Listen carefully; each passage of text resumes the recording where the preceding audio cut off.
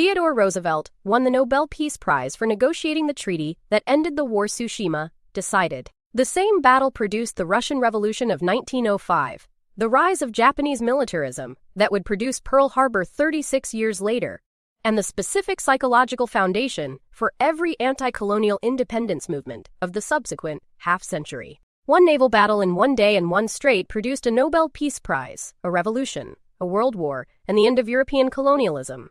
The Battle of Tsushima is the most consequential naval engagement that almost nobody outside Japan and Russia has been taught. The Russo-Japanese War, fought between 1904 and 1905, was the specific conflict that produced Tsushima. Its cause, competing Russian and Japanese imperial ambitions in Manchuria and Korea, with Russia having secured the Liaodong Peninsula and the Trans-Siberian Railway's extension that gave it dominant influence in Northeast Asia.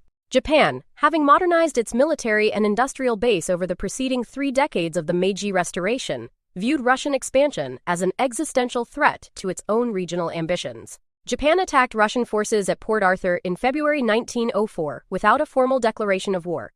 A tactical surprise that the Japanese Navy would specifically apply with even greater consequence at Pearl Harbor, 37 years later. Russia's response required reinforcement from its European fleet, producing the 18,000-mile voyage that would end at Tsushima. The Russian Baltic Fleet's voyage to Tsushima is among the most extraordinary feats of logistics and the most extraordinary failures of strategic judgment in naval history simultaneously. Departing from Naval in the Baltic Sea in October 1904, Admiral Rozhesvensky's fleet of approximately 42 vessels sailed south around the Iberian Peninsula, around the Cape of Good Hope, because British control of the Suez Canal and Britain's alliance with Japan made the shorter Mediterranean route diplomatically impossible, across the Indian Ocean, through the Strait of Malacca, and north through the South China Sea to the Sea of Japan. The voyage covered approximately 18,000 nautical miles over 7 months.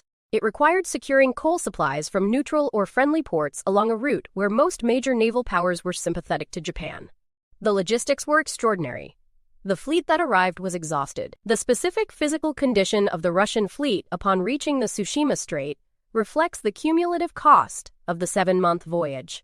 The ship's hulls were fouled with marine growth accumulated over months without proper dry dock maintenance, reducing their maximum speed by several knots. The crews suffered from low morale, fatigue, and in some cases near mutiny conditions during the voyage, including a notorious incident in the North Sea, where Russian ships anxious about Japanese torpedo boat attacks fired on British fishing trawlers they mistook for enemy vessels, nearly triggering a diplomatic crisis with Britain. Coal supplies were critically low by the time the fleet approached Japan, forcing Rozhesvensky to take the most direct route through the Tsushima Strait rather than a less predictable alternative. A decision Japanese intelligence had anticipated with precision based on Russian coal consumption calculations. Admiral Togo had spent decades studying Western naval doctrine, including formal naval training in England in the 1870s, and applied that study with specific tactical innovation against the navy whose doctrine he had studied. His fleet of approximately 89 vessels, smaller and faster than the Russian fleet, but with superior gunnery training and modern fire control systems, intercepted the Russian fleet in the Tsushima Strait on May 27, 1905. Togo's specific tactical decision, known as the Togo Turn, involved crossing the Russian fleet's path at close range, exposing his own ships to maximum danger for a brief period, in order to concentrate his entire fleet's gunfire on the lead Russian vessels. The maneuver was tactically audacious and could have been catastrophic if executed imperfectly.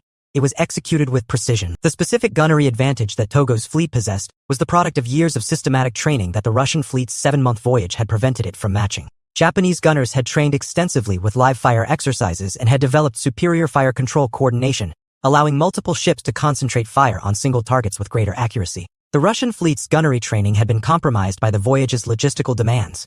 There had been limited opportunity for live-fire practice during 7 months at sea. The specific result, Japanese gunnery accuracy at Tsushima, is estimated by naval historians to have been significantly superior, with some estimates suggesting Japanese hit rates several times higher than Russian hit rates during the early and most decisive phase of the engagement. The battle's outcome was substantially determined within the first 20 minutes of sustained gunfire. The specific scale of destruction at Tsushima is the most extreme of any naval battle in the modern era relative to the forces engaged. Of 38 Russian vessels, 21 were sunk and 7 captured, including the flagship Knyaz Suvorov and Admiral Rozhesvensky's own vessel.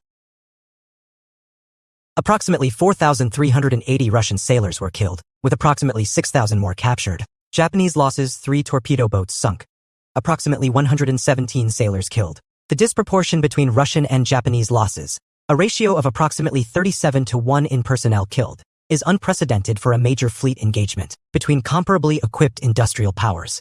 Naval historians describe Tsushima as the most decisive naval battle since Trafalgar in 1805.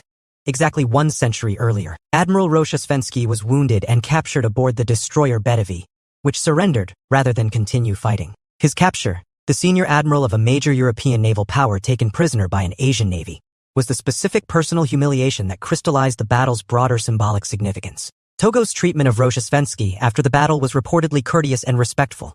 Togo visited the wounded Russian admiral in hospital, an act of chivalry that was widely reported and that contributed to the specific narrative of Japan as a modern, civilized power that had defeated Russia through superior preparation rather than barbarism. The specific contrast between Japanese conduct after the victory and European colonial conduct after their own military victories was noted explicitly by contemporary observers across Asia and Africa. The global political reaction to Tsushima was immediate and is documented across multiple colonized societies. Jawaharlal Nehru, who would become India's first prime minister, later wrote in his autobiography that Japan's victory was one of the formative political experiences of his childhood, demonstrating that European racial and military superiority was not a law of nature but a specific historical condition that could be reversed. Sun Yat-sen, the Chinese revolutionary leader, cited Japan's victory as evidence that Asian nations could modernize and defeat Western powers.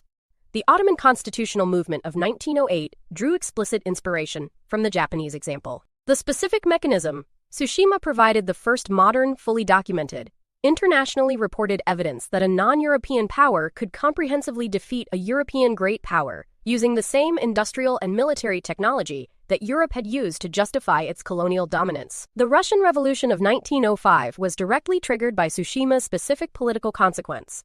The defeat exposed the Russian autocracy's military and administrative incompetence so comprehensively that it catalyzed existing social and political grievances into open revolt. The Bloody Sunday massacre in January 1905 had already begun the revolutionary unrest, but Tsushima's catastrophic defeat in May removed the specific nationalist justification that had previously suppressed criticism of the Tsarist government during wartime. Naval mutinies, including the famous Potemkin Mutiny, followed directly. While the 1905 revolution was suppressed, it established the specific revolutionary infrastructure, political organizing experience, and ideological foundations that would produce the successful 1917 revolution 12 years later. Tsushima is a direct documented contributing cause of the Russian Revolution that produced the Soviet Union. Tsushima's most morally complex consequence is the one the series must address honestly. The battle that inspired anti-colonial movements across Asia also established Japan as a global naval power and accelerated the specific Japanese imperial ambitions that would produce the colonization of Korea in 1910, the invasion of Manchuria in 1931, and the broader Japanese imperial project across Asia and the Pacific that would produce some of the 20th century's most severe atrocities, including the occupation of China and the attack on Pearl Harbor. The same battle that demonstrated to colonized Asians that Western power could be defeated also demonstrated to Japan's own military and political leadership that Japan itself could become a colonial power using the same methods.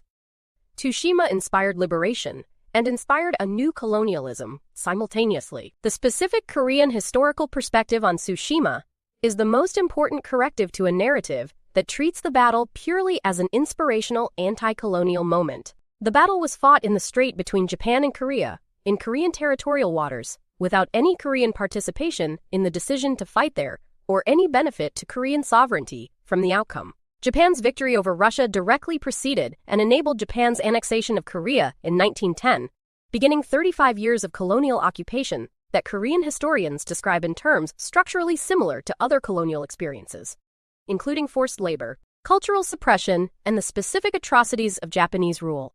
For Korea, Tsushima was not a moment of anti-colonial inspiration. It was the specific naval battle that decided which empire would colonize them. Tsushima's specific contribution to the decisive battle series is the demonstration that a single battle's consequences can be simultaneously liberating and oppressive, depending on which population is being considered. Plassey demonstrated that battles are often decided before the fighting begins. Adwa demonstrated that battles can change global political possibility. Tsushima demonstrates that the same battle, viewed from different positions, produces opposite political meanings: liberation for Indian and Chinese anti-colonial nationalists, colonization for Koreans, revolution for Russian workers, and imperial ambition for Japanese militarists. The series' developing analytical framework requires this complexity. A battle's historical significance is not singular. It is the specific sum of its consequences for every population it touches. And those consequences are frequently contradictory. Tsushima's contemporary relevance in 2026 is specific and direct. It is the founding moment of Japan's status as the first non-Western great naval power, a status that persists in Japan's contemporary position as a major naval power in the Indo-Pacific and a key American security partner managing the contemporary balance of power against China. The historical memory of Tsushima remains genuinely contested between Japan and Korea, with Korean historical consciousness emphasizing the battle's role in enabling Japan's colonization of Korea, while Japanese historical consciousness, where the battle is remembered at all, often emphasizes the naval achievement without full acknowledgement of its colonial consequence for Korea. The battle's specific contemporary lesson: military victories are remembered differently by the victors, the defeated, and the third parties whose fate the battle decided without their input. Tsushima's specific lesson for the Decisive Battles series, the third in a developing analytical framework, is that a battle's most consequential legacy is often not the one its winners intended to create. Japan fought Tsushima to secure its regional position against Russia. It did not fight to inspire Indian, Chinese, Vietnamese, and Persian anti-colonial movements. That consequence emerged from how the battle was perceived globally independent of Japanese intention. Japan also did not fight Tsushima planning to colonize Korea as a direct consequence, though that consequence followed within 5 years. The battle's actual historical significance exceeded, redirected, and in some respects contradicted what its commanders fought for. The series' developing argument: decisive battles decide more than their commanders intend, and the consequences belong to history rather than to the victors who produced them. 18,000 nautical miles, 7 months at sea, 21 Russian ships sunk, 7 captured, an admiral wounded and taken prisoner, 3 Japanese torpedo boats lost, a Nobel Peace Prize for Theodore Roosevelt, a revolution in St. Petersburg, a formative political memory for Jawaharlal Nehru, an inspiration for Sunday Yat-sen and Ho Chi Minh, the beginning of 35 years of Japanese colonization for Korea, the foundation of the imperial military confidence that would eventually produce Pearl Harbor. All of it, one naval battle, one day, one strait in 1905. The series continues next episode with Dien Bien Phu in 1954. The battle that ended French colonialism in Vietnam and created the conditions for the war that would define a generation of American politics. Ho Chi Minh's forces supplied by bicycle convoys through impossible jungle terrain, defeating a fortified French garrison that French commanders had declared impregnable. Subscribe to the channel and turn on notifications, because the story doesn't end here, it evolves. The strait is calm again. The consequences are still running. The series continues.